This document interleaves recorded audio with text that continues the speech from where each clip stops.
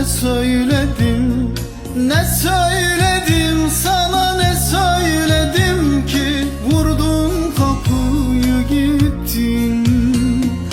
Be vicdansız, be insafsızın kızı, be nankör kedi, insan bir şey söyle. Sevmek dedin, sevmedik mi? Aşka boyun eğmedik mi? Bütün kötü huyları, hatta güzel dostları senin için